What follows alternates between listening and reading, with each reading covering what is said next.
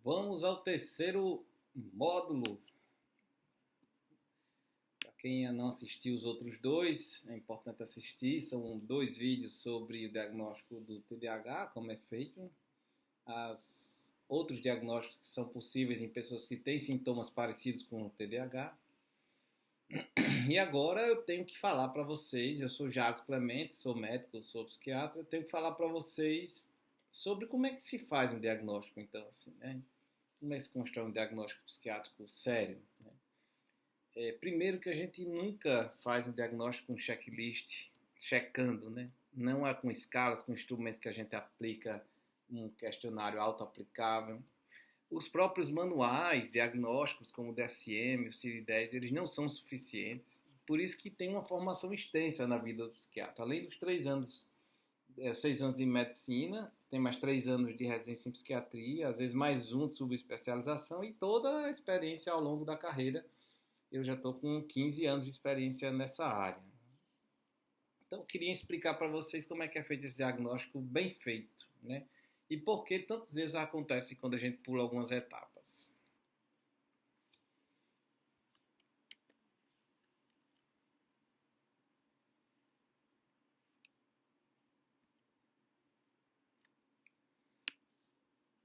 O que significa diagnosticar? Vejam essa figurinha aqui ao lado, né? Como se fosse montar um quebra-cabeça de como a gente monta um quebra-cabeça. No final, a gente reconhece aquela imagem. Então, reconhecer a totalidade através de suas partes constituintes é a função do diagnóstico. A gente não está para apenas nomear um sintoma, explicar um sintoma para uma pessoa. A gente tem que integrar todas essas informações de uma forma que faça sentido para a possibilidade de uma doença, né? Então, através de pequenas partes, a gente pode construir o todo como um detetive que reúne as pistas. Então, diagnosticar em medicina significa reconhecer, né? Identificar esses sintomas e os padrões, como eles se repetem ao longo do tempo, integrar com outros dados na vida da pessoa e compreender se isso realmente é uma realidade, né? Antes de tudo, a gente tem que, ao reconhecer, identificar se isso é real, né?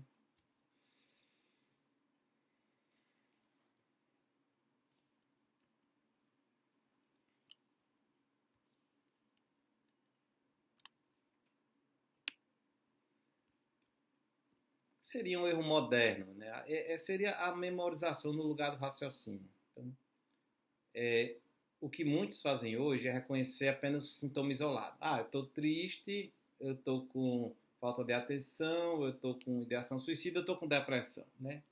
Encaixar isso apenas em um modelo, né, de diagnóstico, né? E já emitir o diagnóstico. Então, qual o problema dessa abordagem? É que esse processo, ela disfarça, né? É uma memorização, na verdade. Eu apenas lembro do que acontece e já vou para o diagnóstico, sem um raciocínio médico, sem uma experiência, sem você investigar, checar, integrar com outros conhecimentos, porque uma coisa muito importante ao tentar diagnosticar é você também excluir outras possibilidades, né? Ah, eu acho que aconteceu isso, mas e se for essa outra coisa aqui? Então, o resultado que é um rótulo, né, apenas não funciona, né? Não é uma compreensão. Diagnosticar sem o raciocínio é apenas um nome dado ao sofrimento, né? E nomes errados podem também trazer tratamentos errados e estigmatizar os problemas. Por isso que antes de dizer que alguém tem um TDAH, um autismo ou doenças como esquizofrenia, a gente tem que ter muito cuidado, porque senão a gente vai taxar a pessoa para o resto da vida.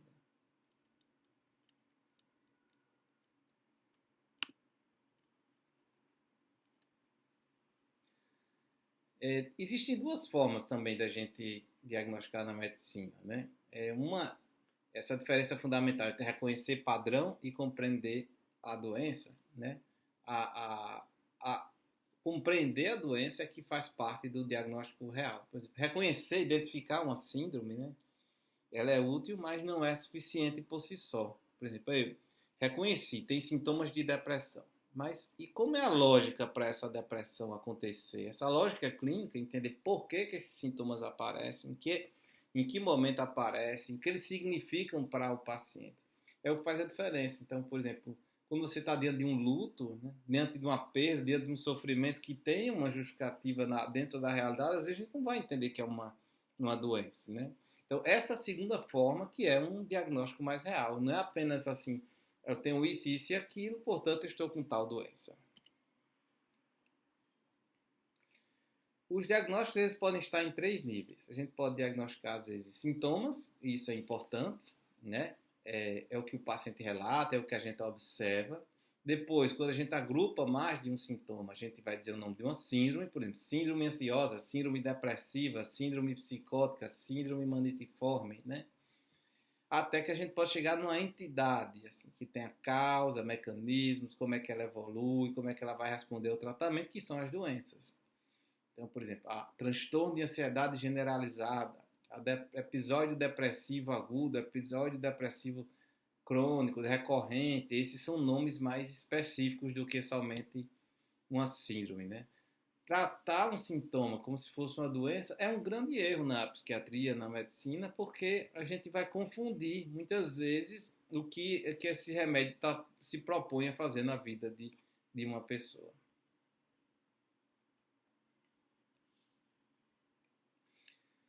Muito fundamental. Esse é um princípio talvez mais prevalentes assim na psiquiatria, que assim não existe um sintoma exclusivo. Por exemplo, delírios, alucinações, tristeza, insônia, né? Cada sintoma desse, ele pode aparecer em diversas doenças. Então, todas as doenças realmente estão interligadas, porque é tudo no cérebro, né? São funções que são alteradas. Então, um sintoma está presente em várias doenças, como também uma doença pode ter sintomas diferentes.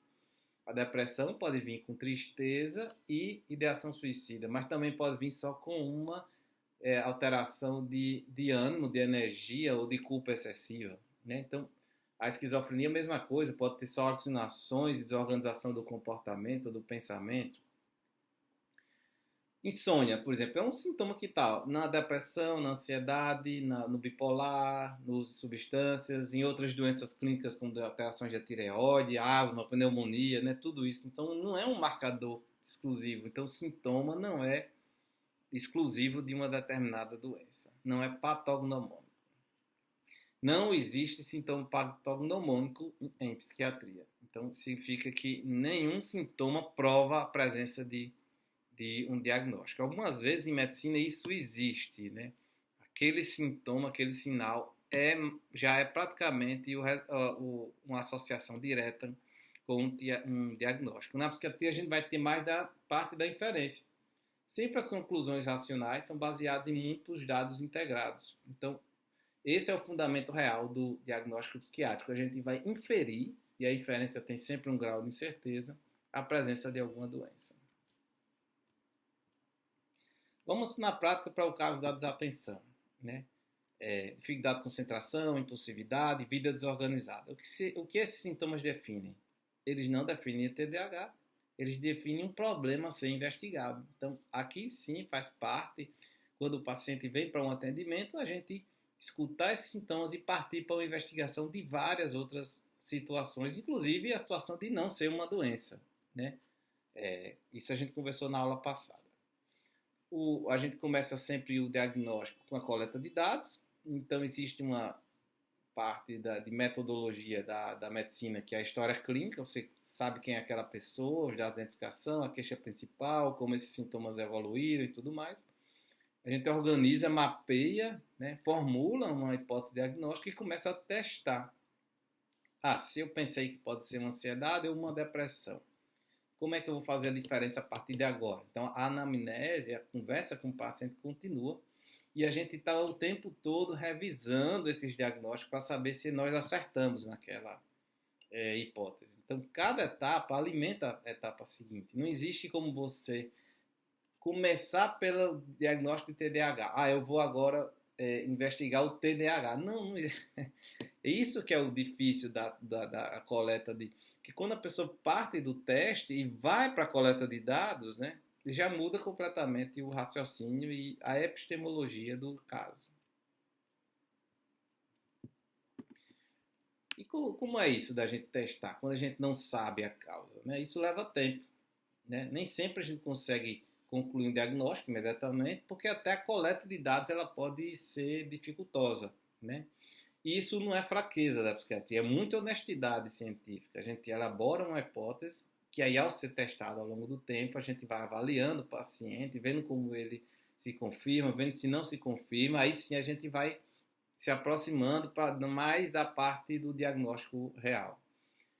A gente cria hipóteses, né, baseado nos dados disponíveis no momento, testa ao longo do tempo, observando a evolução clínica e ajusta conforme a realidade muda ou vai se revelando. Então, por exemplo, pacientes que têm depressão, e de repente ele faz um episódio de hipomania ou de mania, ou a gente identificou que existia uma mania no passado, ou uma hipomania, a gente muda o diagnóstico porque a gente não sabia até então. Então, existe essa falha, né, de qualquer método de investigação diagnóstica. A gente tem que sempre ter uma teoria, né? É indispensável ter uma teoria para se fazer um diagnóstico. Isso é o rigor científico, né?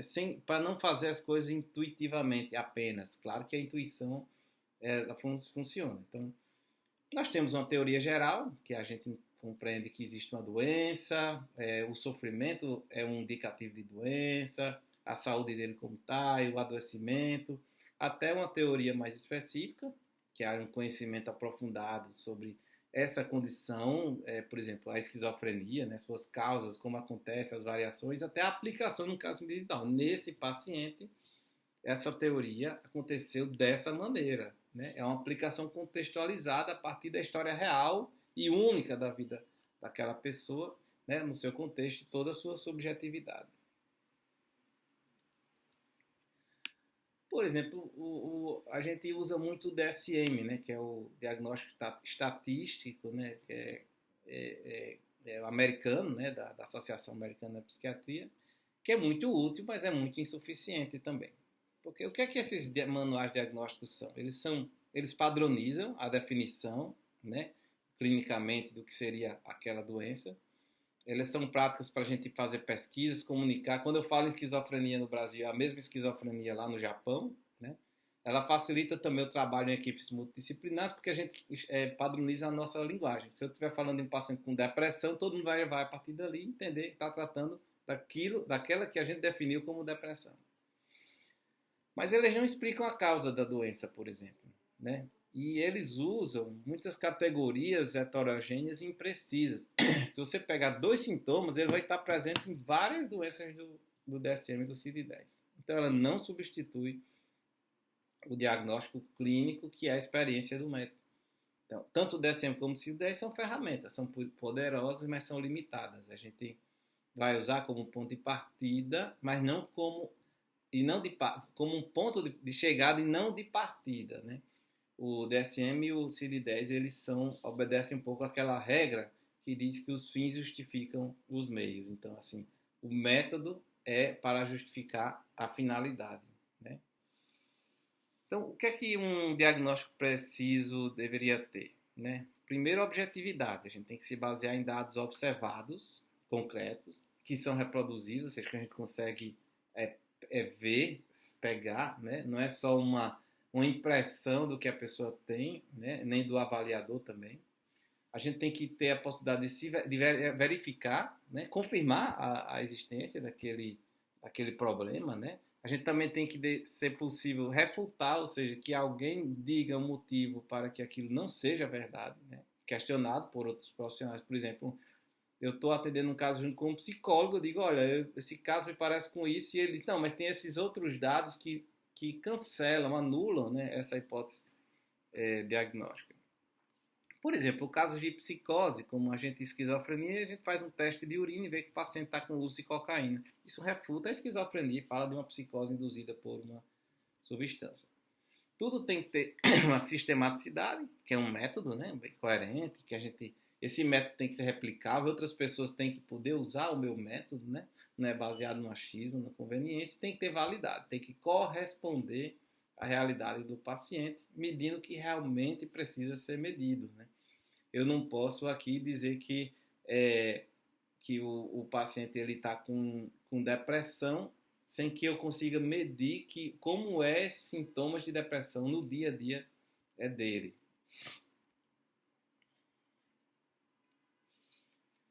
Então, isso tudo é muito importante para os três pilares de toda decisão clínica, né? Toda decisão em psiquiatria envolve simultaneamente essas três dimensões.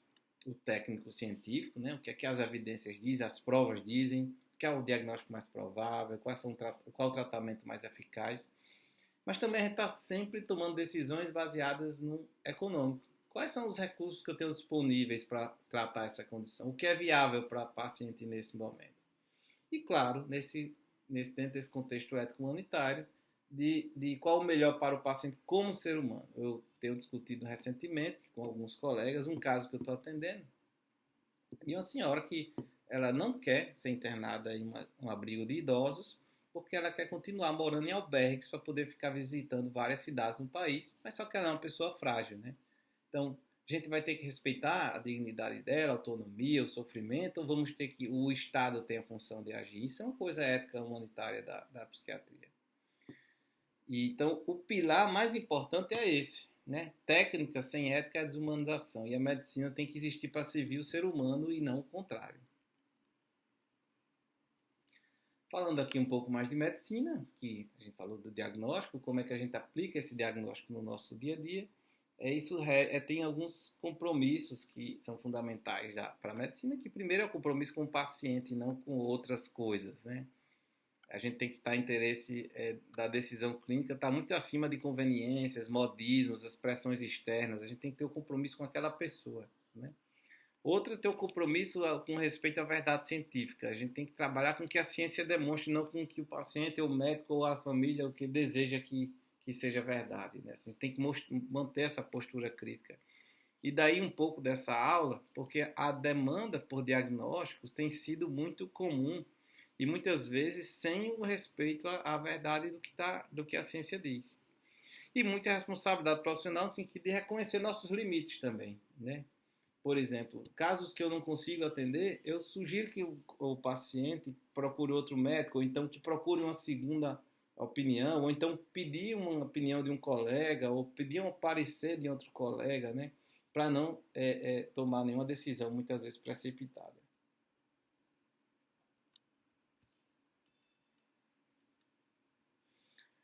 O que eu consideraria assim um erro muito grave em psiquiatria, né? Primeiro seria então fazer esses diagnósticos sem entender, né, o sofrimento do paciente apenas pelo nome, né?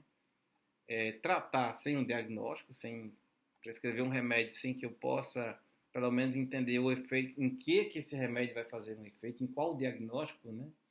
E outra é rotular sem contexto, sem considerar a história de vida da pessoa, a cultura, o momento da vida dele, as circunstâncias. Esses três erros, eles causam muitos danos reais.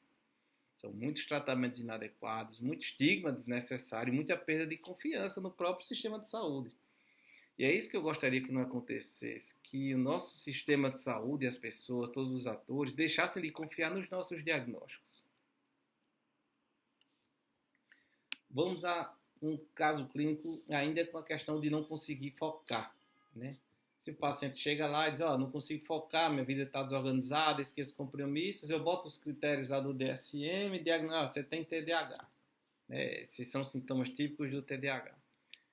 O que seria uma abordagem correta? Primeiro, quando é que começou? Sempre foi assim? O que mudou na sua vida recentemente que pode estar causando esses sintomas?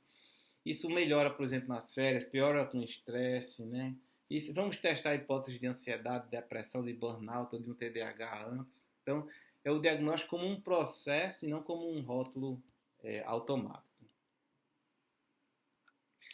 Exatamente, porque diagnosticar não é dar nome ao sofrimento, é entender o que é que está exatamente acontecendo. Se fosse só para dar um nome ao sofrimento, a gente usava até uma inteligência artificial aí para dar esse nome, né? Essa distinção muda muito, né?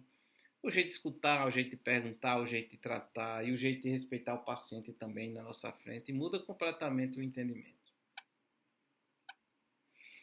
Psiquiatria séria, então, para mim seria psiquiatria que é lenta, tem que ser contextualizada e baseada em raciocínio, né? Essa psiquiatria mais rápida, automática, baseada só em checklist, descontextualizando da vida da pessoa, a gente vai sair rotulando muita gente.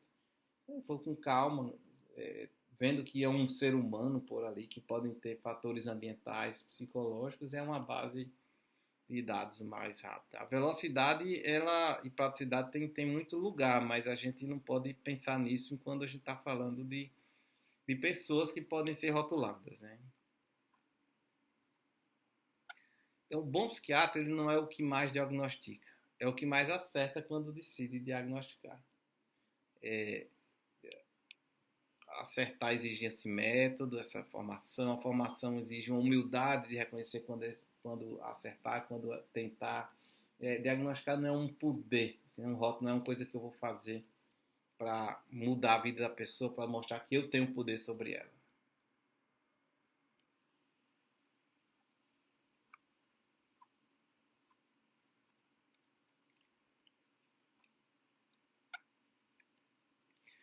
O diagnóstico psiquiátrico ele mudou, né?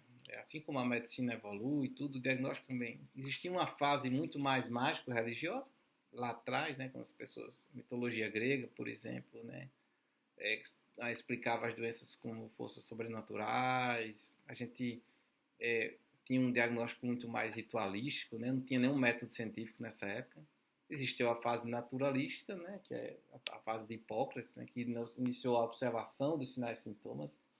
Então começou a tentar entender causas naturais e daqui nasceu o raciocínio clínico. Na Idade Média a gente regrediu um pouco com relação a esse método, né? Porque a gente acabou usando muitas explicações religiosas e demonológicas também. Houve uma perda do método científico que a gente teria herdado da Grécia, até que veio o Renascimento, o Iluminismo, retomando, né, essa ciência, a observação, as classificações sistemáticas das doenças mentais, e Kraepelin, no século XIX, que foi o primeiro psiquiatra a organizar, né, as doenças de acordo com a evolução temporal. O paciente tem esses sintomas, vai progredindo para tal, para tal, para tal, e nasceu aí a psiquiatria moderna, né, que tem como pai o Kraepelin. Né?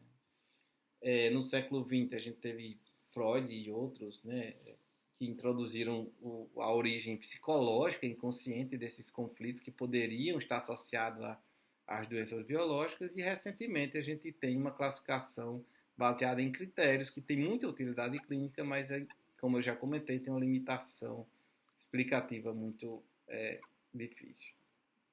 O jeito que a gente diagnostica hoje não é o único possível, para vocês entenderem. Ele é o mais recente, né?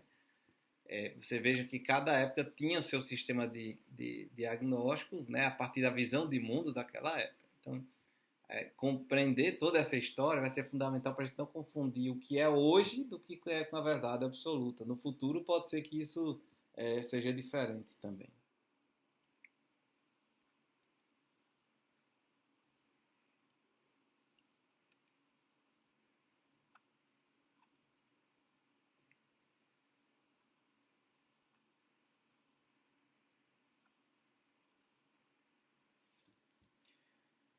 Aqui tem um pouco das referências que eu usei, né, da história da psiquiatria, a DSM, que é a classificação diagnóstica da Associação Americana de Psiquiatria, e o livro do professor Luiz Salvador de Miranda Sá Júnior, que ele é um ensaio epistemológico sobre o diagnóstico psiquiátrico. Então, quem quiser pode pesquisar. Infelizmente, o livro do professor Luiz Salvador está em extinção. Concluindo, vamos fazer uma psiquiatria real, de verdade, como as pessoas dizem outro dia. Se você está se apegando mais ao método DSM, você pode estar empobrecendo o diagnóstico. Se você só usa o modelo antigo, você demora demais também para chegar a um diagnóstico. Vamos estar sempre... Hoje, o trabalho, o desafio do clínico é juntar essas duas coisas. Então, lembrar que diagnóstico é processo, não é um evento. É uma inferência, não certeza, é serviço ao paciente e não uma demonstração de poder. Né?